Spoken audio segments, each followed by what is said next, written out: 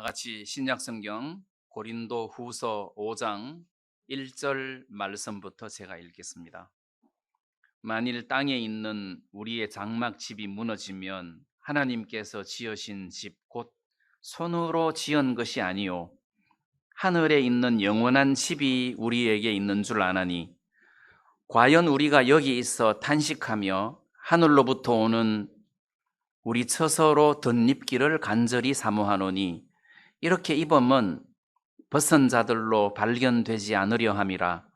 이 장막에 있는 우리가 짐진 것 같이 탄식하는 것은 벗고자 함이 아니요 오직 덧입고자 함이니 죽을 것이 생명에 삼킨 바 되게 하려 함이라.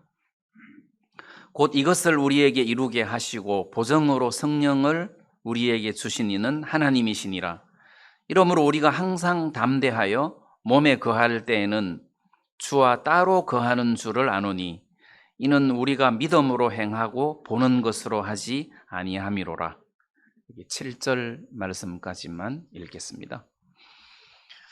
이 본문 말씀이 그렇게 특히 어려운 대목은 없는데 중간중간 조금 막히는 대목이 있습니다. 이게 뭐지? 이런 대목들이 있습니다. 그래서 오늘 이 본문 말씀을 통해서 이 말씀이 우리들에게 전해주고자 하는 내용들을 좀 분명하게 파악하고 또 여러분들이 그렇게 기억할 수 있었으면 좋겠습니다. 그래서 먼저 1절 말씀에 보면 우리의 장막집이라는 단어가 나옵니다. 또 우리의 장막집이라는 단어 반대로 하늘에 있는 영원한 집이라는 단어가 나옵니다. 자, 그러니까 하늘에 있는 영원한 집, 그러니까 하늘 반대 땅이죠. 그러니까 땅에 있는 우리의 장막집.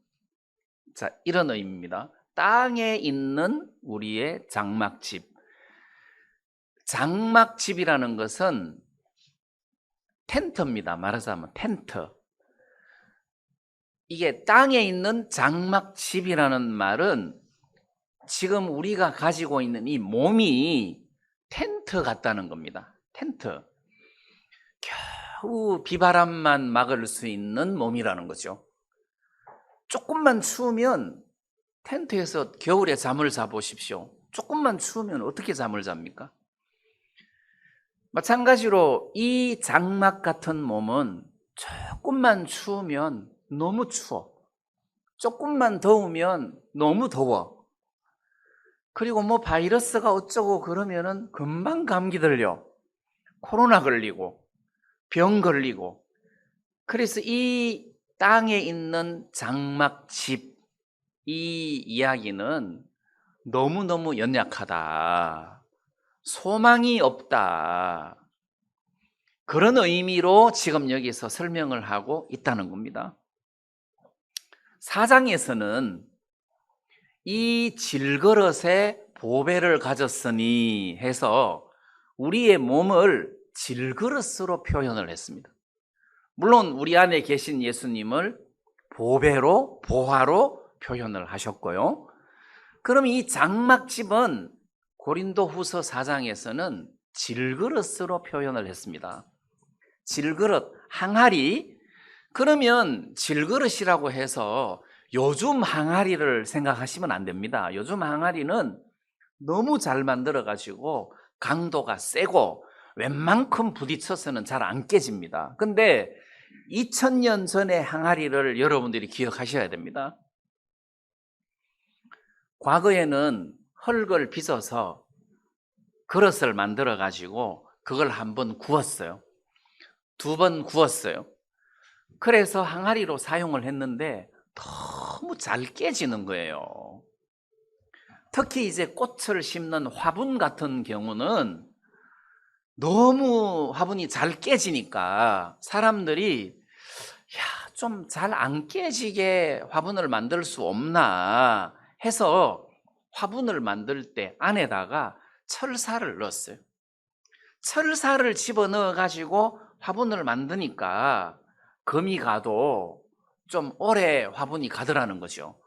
거기에서 사람들이 힌트를 얻어가지고 철근 콘크리트가 나왔다는 거죠. 그러니까 이 철근 콘크리트가 2000년 전에 있었습니까? 그러니까 2000년 전에 질그릇 그러면 안에 무슨 뭐 철사나 철근 같은 게 들어갔을 리가 없고 그냥 흙으로 빚어서 구운 것이기 때문에 쉽게 깨진다는 겁니다. 그래서 이 질그릇 같은 존재가 우리다. 우리가 가진 몸이 그래 질그릇이다. 이렇게 표현을 하고는 5장에 들어와서는 장막집이다.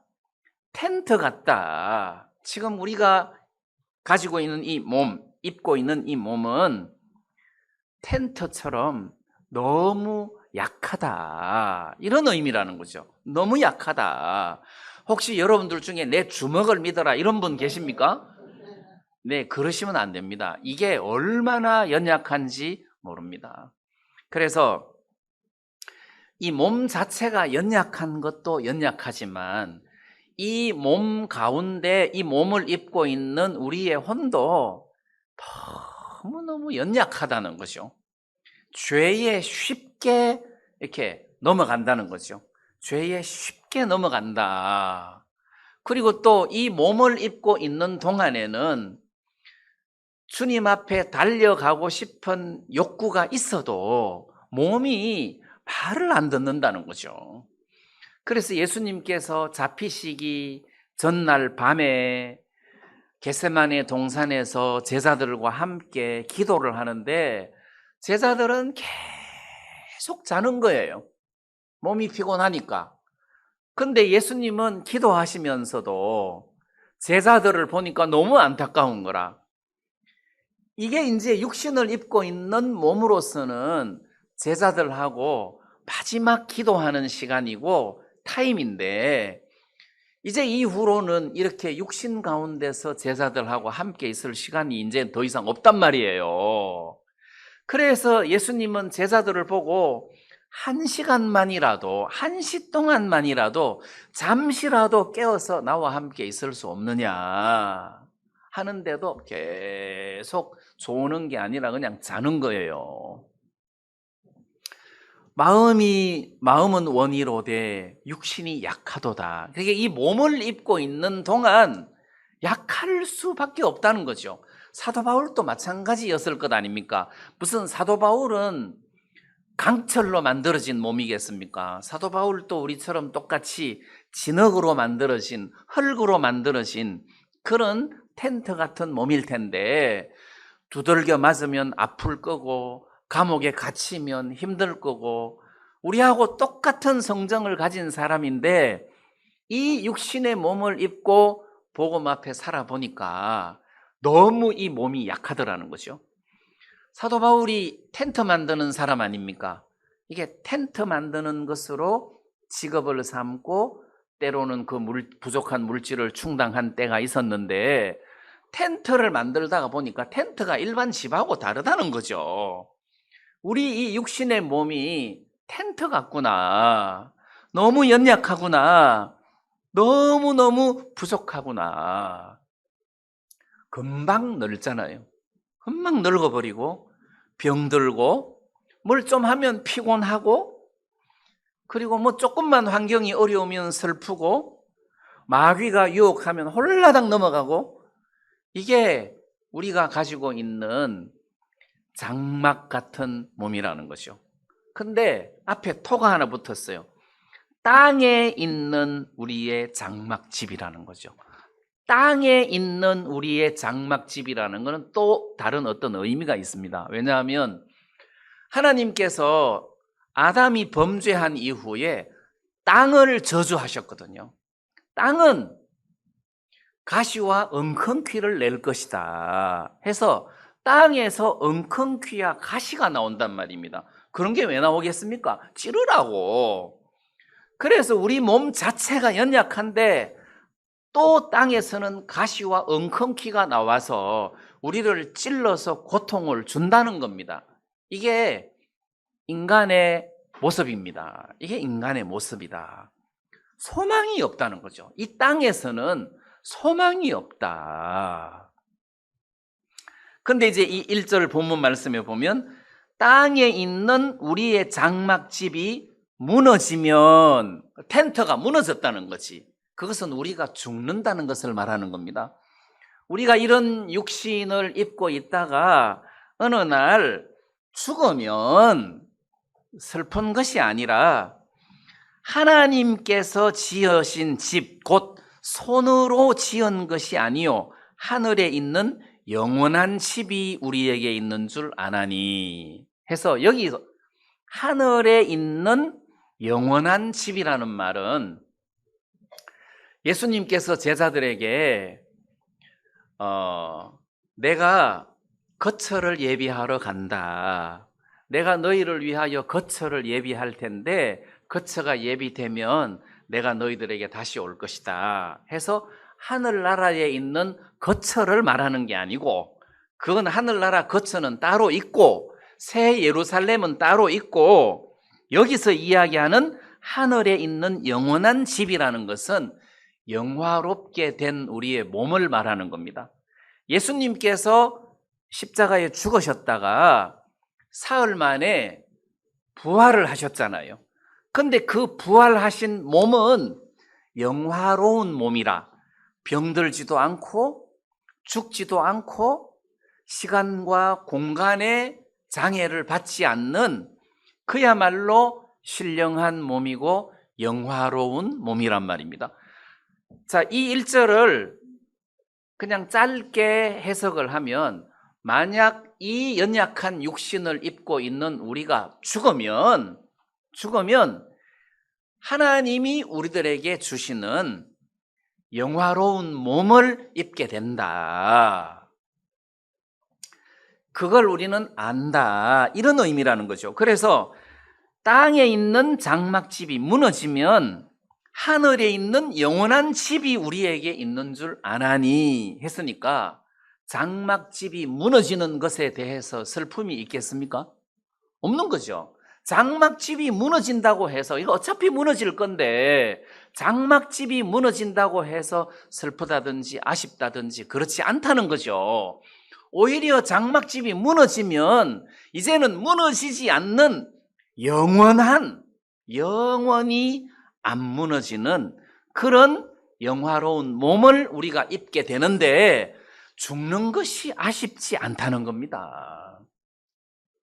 그래서 하늘에 있는 영원한 집이 우리에게 있는 줄 아나니 했으니까, 우리의 소망은 이 텐트 같은 장막집에 소망을 두어서는 안 되고, 어느 날 이 텐트 같은 항아리 같은 질그릇 같은 이 몸이 깨지고 죽게 됐을 때 하나님이 우리들에게 덧입혀 주시는 그런 신령한 몸, 영화로운 몸을 우리가 입게 된다. 그러니까 나 죽는 것이 결코 두렵거나 슬프지 않다. 이런 의미라는 거죠. 자, 2절 말씀을 보겠습니다. 과연 우리가 여기 있어 탄식하며 하늘로부터 오는 우리 처소로 덧입기를 간절히 사모하노니, 여기 과연 우리가 여기서 탄식하며 하늘로부터 오는 우리 처소로 덧입기를 간절히, 그러니까 이 몸이 영화로운 몸을 덧입기를 사모하는데 탄식을 하면서 이 몸이 변화되기를 바란다는 거죠. 그래서 만약에 우리가 이 몸을 생각하지 말고 집을 한번 생각해 봅시다. 우리가 살고 있는 아파트 또는 단독주택, 이런 멋진 집이 있다고 합시다. 그런데 지대가 낮은 저지대는 홍수 나면 물에 잠기고, 그리고 또 지진 나면은 막 깨지고 무너지고, 폭탄 떨어지면 완전 박살 나버리고, 불 나면 홀라당 다 타버리고, 이게 땅에 있는 우리 집이잖아요. 근데 하나님께서 우리를 위하여, 우리 성도들을 위하여 준비하신 새 예루살렘, 요한계시록 22장인가요? 나오는 새 예루살렘을 한번 생각해 보세요. 그 새 예루살렘은 1만 2천 스타디온인데 가로 세로 높이가 1만 2천 스타디온으로 똑같은데 이걸 우리식으로 계산하면 2만 2천 킬로미터예요. 그래 2만 2천 킬로미터 가로 세로 곱하기 해서 평당 나누어 봐요. 그럼 몇 평 되겠어요? 어마어마한 땅에 어마어마한 건물이에요. 높이가 2만 2천 킬로미터라고 해보세요. 그것도 이 땅에가 아니고 하늘에서 내려오는 새 예루살렘이기 때문에. 근데 그 새 예루살렘은 뭐로 지었느냐? 정금으로 지어졌단 말이에요. 정금으로. 아주 순수한 맑은 유리 같은 금으로 지었다는 거죠. 금으로.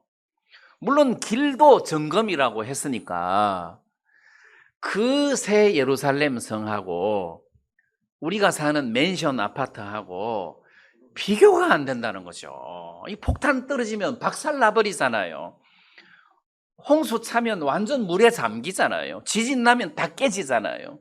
근데 새 예루살렘은 지진 나면 우리가 도망가야 됩니까? 폭탄 떨어지면 도망가야 됩니까? 아니라는 거죠. 집이 그렇듯이 몸도 그렇다는 거죠.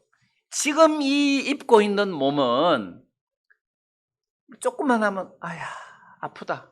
조금만 하면 너무 피곤하다. 잠을 조금만 안 자면 눈이 뻘개지고 조금만 안 먹으면 배고프고 조금만 먹으면 배부르고 이 많은 음식 좋은 음식 실컷 먹고 싶은데 더 못 먹어. 더 못 먹어. 너무 불편해. 근데 수명도 짧아. 근데 이 장막집이 무너지면 영원한 집이 우리에게 존재한다. 그러니까 지금 사도 바울이 이 말씀을 이야기하는 목적은 땅에다가 소망을 두지 말고 이 연약한 육체에다가 소망을 두지 말라는 거예요. 여기다가 소망을 두지 마라. 저 사람 참 예쁘게 생겼다. 별로 의미가 없어요. 금방 늙어요. 그리고 병들면 뻥이에요. 이 연약한 육체에는 소망 둘 것이 없어요. 그래서 탄식하면서 하늘로부터 오는 신령한 몸을 덧입기를 사도 바울이 지금 원한다는 겁니다. 자, 여기서 하늘로부터 오는 우리 처소로 덧입기를 간절히 사모하노니 이렇게 돼 있는데 여기서 우리가 하나 생각해야 될 것은 이 몸을 벗어서 버리고 덧입는 게 아니에요. 다시 말하면 예수님이 돌아가셨어요. 부활을 하셨어요. 무덤에 예수님이 시신이 있었습니까? 없었습니까? 없었습니다. 그러면 시신이 어디 갔냐? 그 시신이 변한 거란 말입니다. 변한 것이지 이거를 버리고 새로운 것을 주는 게 아니라는 거예요. 이게 변한다는 겁니다. 그것을 지금 여기서 하늘로부터 오는 우리 처소로 덧입기를 간절히 사모하노니. 자, 이렇게 이야기를 하고 있습니다. 자, 참고로 고린도전서 15장에 보면 고린도전서 15장 12절 말씀에 보면 그리스도께서 죽은 자 가운데서 다시 살아나셨다 전파하였거늘 너희 중에 어떤 이들은 어찌하여 죽은 자 가운데서 부활이 없다 하느냐. 만일 죽은 자의 부활이 없으면 그리스도도 다시 살지 못하셨으리라.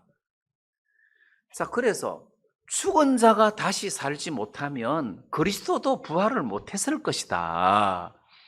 그리스도께서 죽으셨다가 부활을 하셨으므로 우리도 예수님과 같이 이렇게 부활을 한다. 자, 그렇게 고린도전서 15장 이렇게 이야기를 쭉 하면서 15장 51절에는 보라 내가 너희에게 비밀을 말하노니 우리가 다 잠잘 것이 아니요 마지막 나팔에 순식간에 홀연히 다 변화하리니. 자, 마지막 나팔이라는 것은 예수님이 재림하실 때를 말하는 것입니다.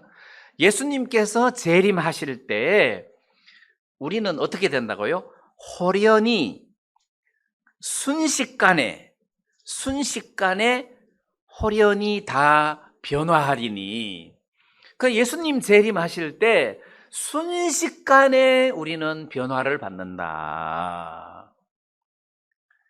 자, 이렇게 말씀을 하시면서 52절에는 나팔 소리가 나매 죽은 자들이 썩지 아니할 것으로 다시 살고 우리도 변화하리라. 그러니까 먼저 주 안에서 죽은 사람들이 변화를 다시 살아서 변화를 받아서 다시 살고 우리도 홀연히 순식간에 다 변화를 할 것이다. 어떻게? 예수님이 부활하신 몸과 같이 변화를 한다. 자, 이렇게 말씀하고 계신다는 겁니다. 그래서 우리는 빨리 이 몸을 벗어버리고 신령한 몸을 덧입었으면 좋겠다. 신령한 몸을 덧입었으면 좋겠다. 자, 지금 바울이 이렇게 말씀을 하고 있습니다. 그 다음에 3절에 이렇게 입음은 벗은 자들로 발견되지 않으려 함이라. 이 3절은 무슨 내용이냐 하면 이렇게 입음은 벗은 자들로, 여기서 입는다는 것은 변화를 받는 것을 말하는 겁니다. 이렇게 변화를 받는 것은 벗은 자들로, 여기서 벗었다는 것은 죽었다는 뜻입니다. 자, 예를 들어서 여기 우리 형제님이 돌아가셨다고 합시다. 그러면 이 질그릇 같은 장막, 텐트 같은 이 몸을 벗는 거예요. 그럼 이 몸을 벗고 우리의 영혼이 하나님 앞에 가겠죠.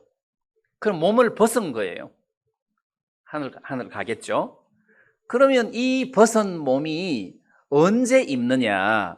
예수님이 공중 재림하실 때 주 안에서 죽은 사람들이 호련히 다시 살아나니까 그때 옷을 입는다는 거죠. 그때 옷을 입는다. 그러면 이렇게 벗은 자들이라는 것은 지금 예수님 재림하기 전에 살아서 죽지 않고 호련히 변화하는 사람은 벗은 적이 없어. 죽은 적이 없어.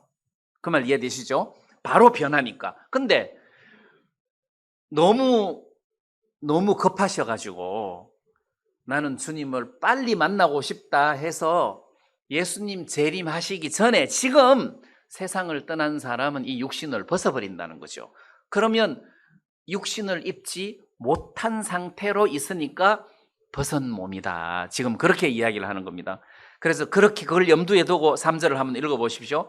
이렇게 입음은 벗은 자들로 발견되지 않으려 함이라. 이게 좀 해석이 어려운데 다른 번역으로 보면 우리가 옷 입고 있으면 벌거벗은 채 드러나지 아니하리라. 우리가 옷을 입고 있으면 벌거벗은 채로 보이지 않을 거다. 이 말이란 말이에요. 그러니까 지금 죽는 사람은 아직 옷을 못 입는 거죠. 예수님 재림할 때까지 기다려야 됩니다. 물론 영혼은 주님과 함께 하나님 우편에 있겠지만요. 자, 3절은 그것을 이야기하고 있습니다.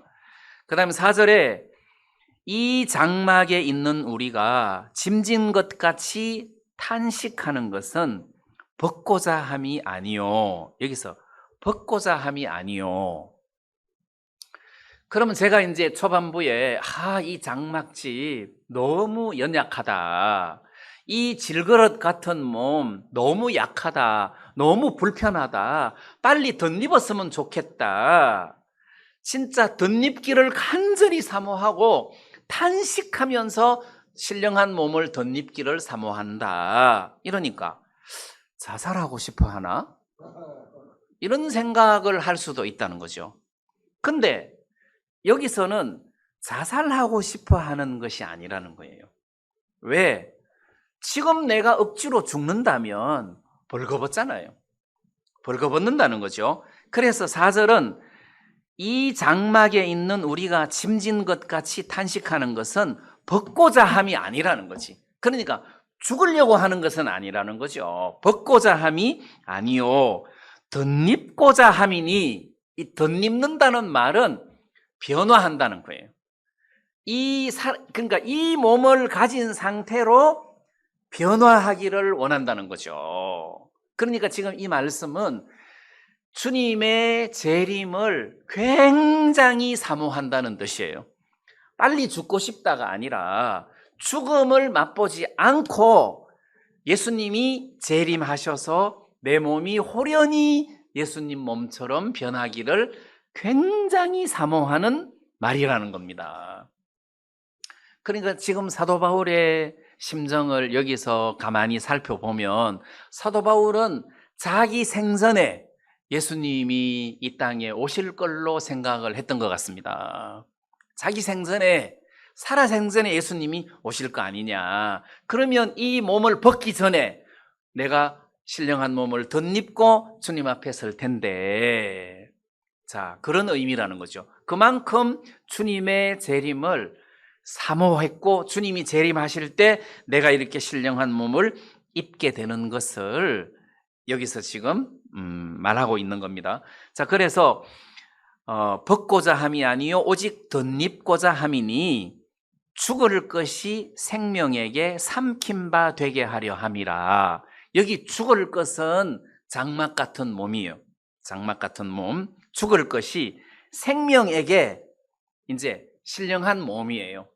그러니까 옛 사람인 장막 같은 몸이 생명의 몸, 신령한 몸에게 잡아먹힌다는 거죠. 예를 들어 사자가 사슴을 잡아먹었다고 합시다. 그러면 사슴이 어디 갔습니까? 없어졌죠? 근데 사자 몸 속에 들어가서 사자 몸의 일부분이 되는 것처럼 신령한 몸이 이 장막 같은 몸을 잡아먹어버렸다는 거죠. 이게 없어지고 버리는 것이 아니에요. 삼켰다, 잡아먹었다. 그래서 이 연약한 몸이 신령한 몸 속에 흡수되어 가지고 변한 거예요. 그래서 호련히 변화가 된 것이다. 자, 그래서 여기서 덧입고자 함이니 죽을 것이 생명에게 삼킨 바 되게 하려 함이라. 자, 바울이 이 이야기를 하는 목적은 예수님이 다시 오시는 것에 대한 어떤 동경, 사모함, 또 이 연약한 육신이 너무 불편하고 힘드는데 이런 어떤 소망 없는 연약한 육신을 입고 있는 우리들에게 신령한 몸을 주실 하나님께 소망을 두게 하기 위함. 자, 이런 목적도 있겠지만 이 당시에는 교회를 어지럽히는 영지주의라는 이단들이 있었어요. 이 사람들이 굉장히 많은 성도들을 헷갈리게 하고 혼돈스럽게 했기 때문에 그 영지주의 이단들의 주장은 영은 영이고 몸은 몸이다 해서 육은 굉장히 악하고 육은 하나님을 기쁘게 할 수 없는 것으로 해석을 하고 영은 선한 것으로 해석을 했단 말이에요. 자, 그래서 영과 육을 완전히 이렇게 분리시켜 놨는데 우리는 지금 그게 아니라는 거죠. 이 영이 육 안에 들어와서 영이 육을 다스려서 육이 영의 도구가 될 때는 의의 병기가 된단 말입니다. 자, 그래서 이 육이 주님의 몸된 도구가 되는 거다. 이 육이 마귀에게 잡혔을 때는 죄의 도구가 되지만 예수님에게 잡히면 의의 도구가 되는 거예요. 그리고 몸은 일종의 도구란 말입니다. 그래서 이 몸을 어느 날 하나님이 버려버리는 것이 아니라 이 연약한 몸을 호련히 변화를 시켜서 신령한 몸을 입게 하신다. 자, 이런 의미라는 겁니다. 그래서 죽을 것이 생명에게 삼킨 바 되게 하려 함이라. 자, 이것도 특별히 어려운 대목이 없죠. 자, 5절 말씀에 곧 이것을 우리에게 이루게 하시고 보증으로 성령을 우리에게 주신 이는 하나님이시니라. 자, 이 대목 이것을 우리에게 이루게 하시고 할 때 옛날에는 예수님이 십자가에 못 박혀 돌아가시면서 우리를 의롭게 했다, 이걸 이루었다, 이렇게 해석을 했는데 그것도 한 부분에 속하겠지만 여기서 이야기하는 것은 문맥상 예수님께서 우리 죄를 씻어서 의롭게 만든 것을 이루게 하셨다는 뜻이 아니라 그것 이상으로 우리를 의롭게 하셨을 뿐만 아니라 이런 구원받은 성도들로 하여금 이런 장막 같은 몸에서 평생 살게 하지 않으시고 어느 날 예수님께서 재림하실 때 이 연약한 몸이 호련히 변화해서 영화로운 몸, 신령한 몸을 입게 될 것이다. 예수님과 똑같은 죽지 않는 영원한 몸을 입게 될 것이다. 이게 우리 구원받은 사람들의 소망이다. 예를 들어 의롭게 됐다. 그럼 죽으면 무슨 소용이 있습니까? 그리고 또 이 몸이 썩으면 무슨 의미가 있겠습니까? 근데 썩지 않는, 죽지 않는 이런 신령한 몸을 입게 될 것이다. 이거를 이루게 하시고, 자, 이것을 우리에게 이루게 하시고 보증으로 성령을 우리에게 주신 이는 하나님이시니라. 자, 하나님께서 우리로 하여금 신령한 몸을 입게 하셨는데 아직까지 신령한 몸을 우리가 안 입었단 말이에요. 아직까지는 우리가 안 입었잖아요. 연약한 몸을 그냥 가지고 있잖아요. 근데 하나님은 우리들에게 말씀을 통해서 신령한 몸을 입게 될 것이다. 예수님처럼 죽지 않는 하늘에 있는 영원한 집으로 너희들이 덧입게 될 것이다. 자, 그때까지 내가 보정물을 주겠다. 그 보정물은 성령을 너희들 마음속에 넣어주겠다 해서 성령을 보정물로 주셨다는 겁니다. 자, 이 보정이라는 것은 예를 들어 가지고 전당포 하는 주인이 어떤 사람이 100만 원만 빌려주십시오. 아니 내가 뭘 믿고 100만 원을 빌려줄 겁니까? 뭐 전당물을 좀 잡히세요. 뭐 보정물을 좀 내놓으세요. 하는데 1억짜리 시계를 전당포에 맡겼다고 해봐요. 보니까 진짜 1억짜리라. 근데 1억짜리 시계를 맡기고 100만 원을 빌려주는 거는 위험 부담이 됩니까? 안 됩니까? 안 되죠. 안 되죠. 그래서 1억짜리 시계를 담보로 받고 100만 원은 쉽게 끄떡하게 빌려줄 수 있다는 겁니다. 그리고 전당포 주인은 저 사람이 100만 원 안 갚으면 어떡하지? 그런 걱정할 필요가 있습니까? 없습니까?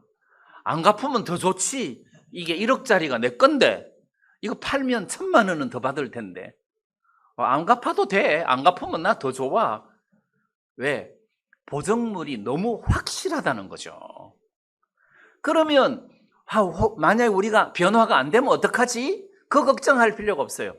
성령을 보정물로 주셨다는 겁니다. 성령을 보정물로 주셨다. 자, 그러면 이 성령은 어떤 분인가? 여러분들이 배워서 알다시피 요한복음에 보면 예수님께서 성령에 대해서 많은 말씀을 하셨습니다. 근데 특히 요한복음에서 성령을 이야기할 때 앞에 수식어가 하나 붙었어요.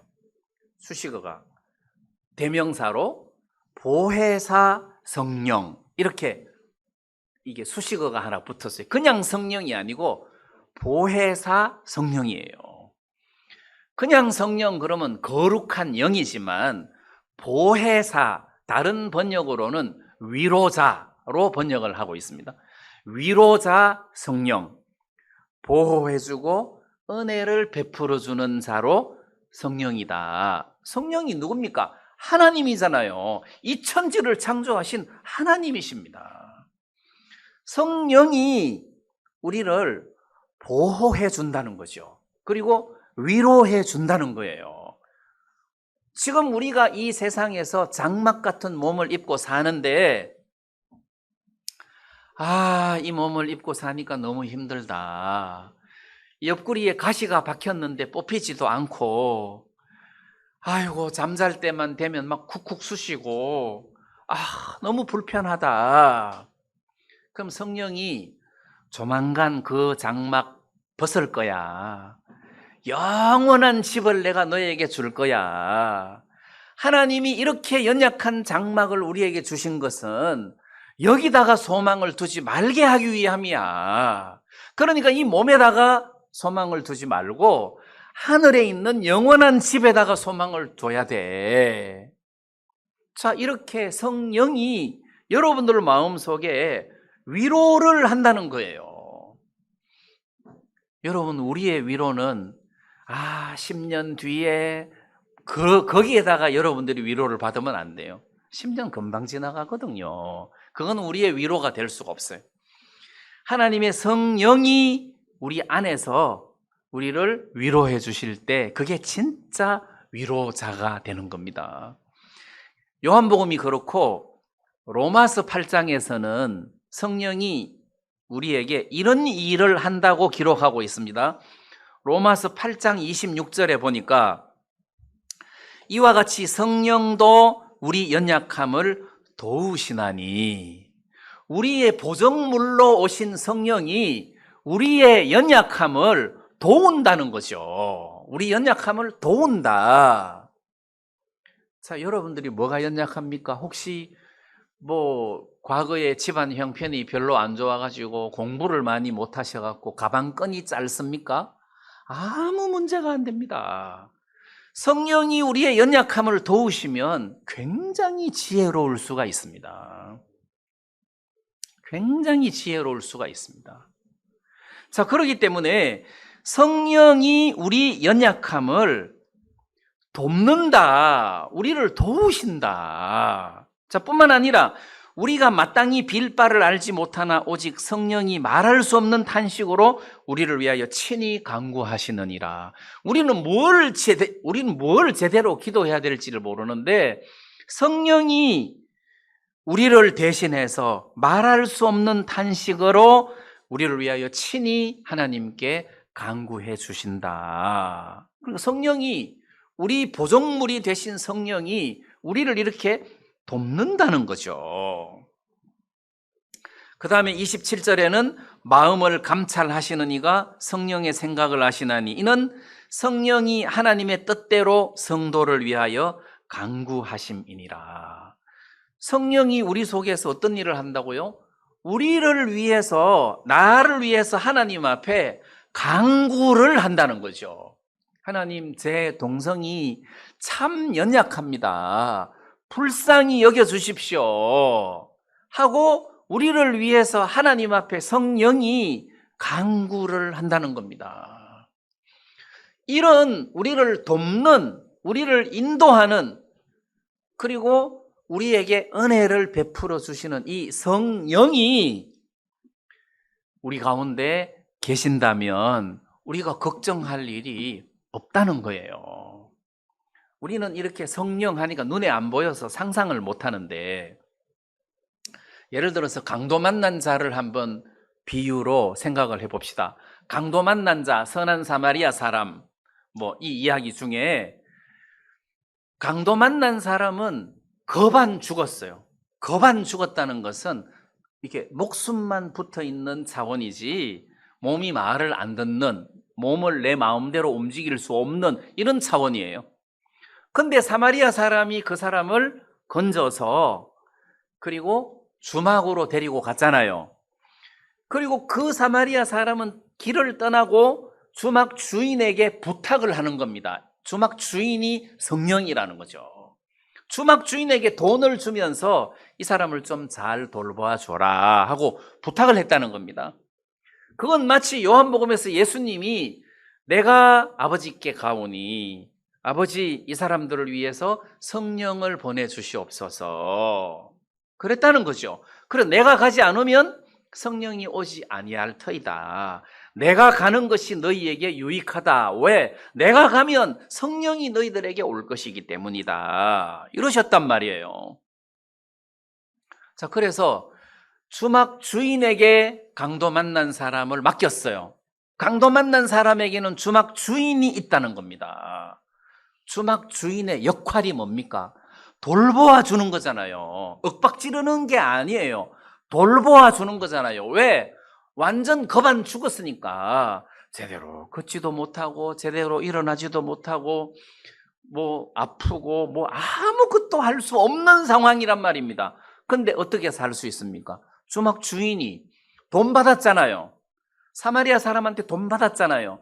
나를 보살펴 줄 의무가 있다는 겁니다. 물론 전액 100% 공짜로. 그러면 여러분들이 어떻게 해야 됩니까? 주막 주인님 배고파요. 그러면 되는 거예요. 먹을 거 갖고 와야 돼요. 갖고 와야 돼요. 안 갖고 왔다. 그러면 사마리아 사람이 다시 왔을 때 저 사람이 밥도 안 줬어요 하고 다 고자질하면 그러면 안 되잖아요. 왼쪽 다리가 쑤셔요. 너무 아파요. 뭐 그러면 뭔 조치를 해주겠죠. 그게 주막 주인이 우리들에게 해야 하는 의무라는 거죠. 성령이 그렇다는 뜻 아니겠습니까? 하나님이 우리들에게 이런 성령을 주셨습니다. 보정으로 이 성령이 우리 속에 있는 한 예수님이 공중 재림하실 때 우리가 호련히 끌려 올라가서 호련히 변화할 거다. 우리들에게는 이런 소망이 있다는 겁니다. 아직까지 우리가 호련히 변화되지를 못했어요. 그렇지만 성령이 계신다는 거죠. 성령이 계신다. 우리들에게 보정물로 성령을 우리들에게 주셨다. 그리고 성경에서는 내가 너를 고아와 같이 버려두지 않겠다. 자, 이렇게 말씀하셨고 히브리서 13장 5절에서는 돈을 사랑치 말고 있는 바를 족한 줄로 알라. 그가 친히 말씀하시기를 내가 과연 너희를 버리지 아니하고 과연 너희를 떠나지 아니하리라. 과연 내가 너희를 떠나지 아니하고 과연 뭡니까? 과연 내가 절대로 너희를 떠나지 않겠다. 너희를 버리지 않겠다. 이런 의미란 말이죠. 자, 그래서 하나님께서 이렇게 성령으로 우리에게 보정이 되게 하셔서 부활의 소망을 가질 수 있도록 허락해 주셨다는 겁니다. 그래서 우리가 세상에 살면서 이 장막 같은 몸이 뭐 텐트가 좀 찢어졌다 그러면 대충 스카치 테이프 발라놓고 하룻밤 자면 되는 거지 뭐 이걸 새 걸로 바꿔달라 뭐 이렇게 할 필요가 없다는 거죠. 새 걸로 바꿀 수도 없을 뿐더러 이 장막집은 그냥 비바람만 막으면 된다. 우리는 신령한 몸을 덧입을 소망을 가진 사람이다. 자, 이걸 여러분들이 기억하시고 이렇게 신령한 몸을 덧입게 되는 것에다가 소망을 두어야 되는 것이지 이 땅에다가 소망을 두어서는 안 된다. 왜? 이 땅에는 하나님이 땅을 저주하셔서 가시와 엉겅퀴를 나게 하셨기 때문에 땅에서는 소망이 없어요. 그리고 텐트는 무너지게 돼 있고 질그릇은 깨어지게 돼 있어요. 그래서 예수 그리스도에게 소망을 두라. 지금 이렇게 권하고 있습니다. 6절 말씀에 이러므로 우리가 항상 담대하여 몸에 거할 때는 주와 따로 거하는 줄을 아노니. 이 말씀도 좀 여러분들이 혼돈스러울 수가 있는데 이러므로 우리가 항상 담대하여 몸에 거할 때는 자 우리가 죽지 않고 이 장막 같은 육신을 입고 있을 동안에는 주와 따로 거한다는 거죠. 이것은 지금 믿음을 말하는 것이 아니라 지리적인 차원에서 말한다는 거죠. 예수님은 하나님 우편에 셋째 하늘 하나님 우편에 계시고 우리는 이 땅에 살고 있단 말이에요. 그래서 예수님과 우리는 지금 따로 떨어져 있다는 겁니다. 지리적으로. 근데 영적으로는 하나라는 것이요. 영적으로는 떨어져 있는 것이 아니다. 내가 너를 떠나지 않겠다. 내가 너를 버리지 않겠다. 그렇게 말씀하신 겁니다. 그래서 6절을 이러므로 우리가 항상 담대하여 몸에 거할 때는 주와 따로 거하는 줄을 아노니. 그래, 몸은 따로 거하는데 지리적으로, 영적으로는 우리도 하나님 우편에 앉아 있는 것 같고 예수님이 또 우리 가운데 함께 계시는 것과 같다. 이렇게 여러분들이 해석하시면 됩니다. 그걸 7절에서는 좀 더 자세하게 설명을 하고 있습니다. 이는 우리가 믿음으로 행하고 보는 것으로 하지 아니함이로라. 자, 이 7절 말씀이 이제 중요합니다.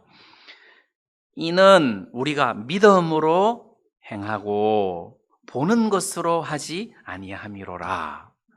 자, 예수님과 여러분들이 함께 하십니까? 보입니까? 안 보이잖아요. 안 보이지만 믿음으로, 아, 예수님이 나와 함께 계시는구나. 예수님이 나를 떠나지 아니하셨구나. 여러분들 마음에 성령이 살아 계십니까? 예. 보입니까? 느낄 수 있습니까? 아닙니다. 그럼 어떻게? 믿음으로. 죄 사함을 받아라. 그리하면 성령을 선물로 받으리니. 죄 사함을 받은 사람은 성령을 선물로 받는다고 했으니까 죄 사함 받은 사람은 성령이 선물로 자동으로 들어간다는 거예요. 자, 이 물건을 사면 이 물건을 끼워주겠다. 그럼 이 물건을 사면 자동으로 따라오는 거잖아요. 무슨 말씀인지 이해가 되시죠? 그래서 무슨 뭐 암보험에 가입하면 뭐 이런 그 전기 뭐 밥솥을 준다 그러면은 암보험 가입하면 따라오는 것처럼 죄사함을 받으면 성령이 우리 속에 들어오는 거예요. 따라 들어오는 거다. 자, 보이느냐? 안 보인다. 그럼 우리가 그걸 어떻게 확인할 수 있느냐? 믿음으로. 내 안에 예수님이 살아계신다. 믿음으로. 예수님이 나와 함께 계신다. 믿음으로. 보는 것으로는 그렇게 말을 못 하잖아요. 안 보이는데. 믿음으로. 어느 날 우리가 이 장막 같은 몸을 벗어버리고 호련히 변할 것이다. 믿음으로. 믿음으로. 여러분들이 교회 안에서 나는 의인이다. 나는 죄사함을 받았다. 나는 깨끗하다. 의롭다. 할 때 여러분들이 행실로 그 의로움을 보여줘야 되는 것이 아니라 믿음으로 그렇게 말하는 거란 말이에요.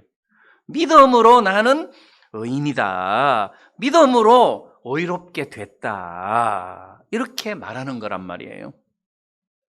그러면 고린도 후서 4장 8절 말씀에 보면 우리가 사방으로 우겨쌈을 당하여도 쌓이지 아니하고 답답한 일을 당하여도 낙심하지 아니하며, 자, 이 말씀을 읽을 때 우리 눈에 보이는 거는 사방으로 우겨쌈을 당한 거예요. 포로가 됐어.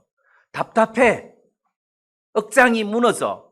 근데 쌓이지 아니한다. 이제 이 말씀을 읽으면 무슨 생각이 나느냐 하면 엘리사 선지자 시대 때 엘리사가 도단에서 있었는데 어느 날 아침에 일어나 보니까 아람 사람이 도단성을 뺑 둘러가면서 포위를 해가지고 있는 거예요. 엘리사의 종이 그 포위된 도단성과 자기 위치를 발견하고는 탄식을 하잖아요. 아, 내 주여 어찌하리이까. 답답한 거 이제 뺑 둘러가면서 포위가 됐으니까 이 성이 함락되는 것은 시간 문제예요. 내 주여 어찌하리이까 하는데 엘리사는 전혀 걱정하지 않는 거라. 엘리사가 하는 말이 우리와 함께하는 자가 저들과 함께하는 자보다 많다 그랬어요. 그럼 우리와 함께하는 자가 보면은 도단성 안에 뭐 군인도 별로 없고 뭐 이스라엘 수도도 아닌데다가 뭐 별로 없는데 우리와 함께하는 자가 저들과 함께하는 자보다 많다. 많기는. 그래서 그때 엘리사가 그 종의 눈을 열어줬단 말입니다. 그 눈을 열어가지고 딱 보니까 그 아람 군대 뒤편에 하늘의 불말과 불병거가 가득하게 있는 거라. 하늘에 불말과 불병거가 가득하게 있는 것을 보면서 탄식이 없어지는 거죠. 할렐루야, 아멘, 이렇게 되는 거 아니에요. 맞죠?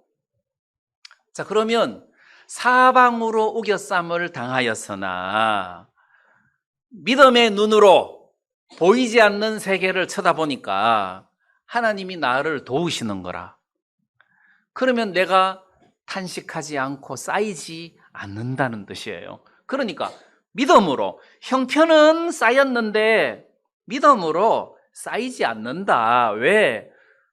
저들과 함께 하는 자보다 나와 함께 하는 자가 많다. 나는 안 쌓인다. 쟤들 힘보다 나와 함께 하는 힘이 더 크다. 쌓이지 않는다. 해서 쌓이는 것처럼 보일지라도 쌓이지 않는다. 그래서 내가 핍박을 받아서 버림받은 것처럼 보여도 내가 거꾸로 트림을 당하여도 망하지 않는다. 가난한 것처럼 보여도 나는 가난하지 않다. 무명한 것처럼 보여도 나는 유명한 사람이다. 믿음으로 대답을 한다는 것이죠. 믿음으로. 나는 절대 못난 사람 아니다. 나는 부족하지만 내 안에 계신 예수님은 절대 부족하지 않다. 그래서 우리가 믿음으로 행하고 보는 것으로 하지 아니함이로라. 구원받은 사람은 이 말씀을 믿는 믿음의 눈을 가져야 돼요. 이 말씀을 믿는 그 믿음으로 우리가 살아야 된다. 그래서 7절 말씀에 우리가 믿음으로 행하고, 믿음으로 행하고 하는 이 행한다는 말은 걷는다는 뜻이에요. 믿음으로 걸어라, 이런 뜻이에요. 이게 믿음으로 걸어라, 이 말은 믿음으로 말해라, 믿음으로 생각해라, 믿음으로 행동해라, 이런 뜻이에요. 믿음으로 말하고, 믿음으로 생각하고, 믿음으로 행동하고, 믿음으로 해라. 그럼 여러분들이 누군가가 구원을 체크할 때 죄사함 받았습니까? 그럼 믿음으로 대답해야지. 행위로 대답하려고 그러면 못하는 거죠. 의인입니까? 그러면 믿음으로라야 예 하고 대답할 수 있지, 행위로는 의인이라고 대답할 수 없단 말입니다. 믿음으로 대답을 해라. 믿음으로 말을 해라. 믿음으로 행해라. 주님이 나와 함께 계신다는 믿음, 이게 지금 우리를 힘있게 해주는 거지 형편에 매여서는 안 된다. 자, 그러면 1절부터 7절 말씀까지 다 읽고 어떤 그 결론이 딱 나오느냐 하면, 이 장막집에 내가 살고 있지만, 이렇게 연약하고 초라한 장막집에 살고 있지만, 이거는 보는 것이에요. 그 믿음으로는 어느 날 내가 호련히 변화할 거다. 그래서 예를 들어서 그 배추벌레가 징그럽잖아요. 꼬물꼬물 징그럽잖아요. 근데 그게 어느 날 진짜 나비가 딱 됐다. 배추벌레가 나비 되잖아요. 자, 그러면 배추벌레로 있을 때 나는 왜 이렇게 생겼을까? 그렇게 하시면 안 된다는 거지. 내가 잠시 이렇게 꼬물거리지만 어느 날 내가 나비가 될 거야. 그리고 하늘을 훨훨 날아다닐 거야. 예, 그런 지혜가 물론 그 벌레한테는 없겠지만 우리는 믿음으로 그거를 가져야 된다는 거죠. 내가 지금은 꼬물꼬물거리면서 살지만, 꼬물꼬물이 맞죠. 여러분들 이렇게 오시는 거 보면 꼬물꼬물 이렇게 오시는 것 같더라고. 막 이렇게 사는 거나 먹는 거나 이렇게 보면 다 꼬물꼬물. 이렇게 꼬물꼬물거리면서 사는데, 어느 날 내가 화려한 몸으로 변신을 해서 영원한 몸을 입게 될 거야. 여기다가 초점을 둬야 되는 거 아니에요. 현재는 내가 벌레인데, 꼬물꼬물인데, 나중에는 하늘을 나는 나비다. 그래서 우리의 장막집이 무너지면 뭐 무너지면 어때? 덧입으면 되는 거지. 뭐 무너지는 것이 대수냐? 우리한테는 이런 소망이 있어. 이런 의미라는 겁니다. 그러니까 우리가 이 연약한 육체를 입고 세상을 사는 동안에는 뭐 어디 꿀릴 것이 없는 거죠. 뒤로 물러갈 일이 없다는 겁니다. 내가 연약하다고 막 이렇게 처질 필요가 없다는 거죠. 뭐 우리는 아이고 저놈들은 저렇게 부자고 유명하고 여러분들도 그렇게 무명하지 않습니다. 무명한 자 같으나 유명한 자라고 했으니 믿음으로 대답을 해야 되죠. 정운전 형제님 유명합니까? 아이고 저 유명합니다. 뭐가 그래 유명합니까? 말씀에서 무명한 자 같으나 유명한 자요 했으니까 나는 유명합니다. 그래서 말씀을 믿는 믿음으로 여러분들이 대답을 하는 겁니다. 이렇게 믿음으로 행하고 믿음으로 걸어가고 믿음으로 말하고 믿음으로 생각하고 우리가 믿음으로 이렇게 살았으면 좋겠습니다. 사람들이 망년회라고 하는데 잊을 망자잖아요. 2023년 잊어버리자. 왜? 너무 힘들었으니까. 근데 저는 안 잊어버리고 싶습니다. 왜냐하면 좋은 일들이 많았으니까. 이거 주 안에서는 잊어버릴 일이 아니고 주의 행하신 일을 기억하고 그리고 또 주님을 찬양하고 해야 될 일인데 망년회가 아니라 우리가 오히려 주의 행하심을 기억하고 찬양하고 영광을 돌리면서 마지막 금년 마지막 날을 보내야 될 것 같습니다. 네, 오늘 말씀 여기까지 드리겠습니다. 네, 우리 다 같이 찬송 한 장 부르겠습니다.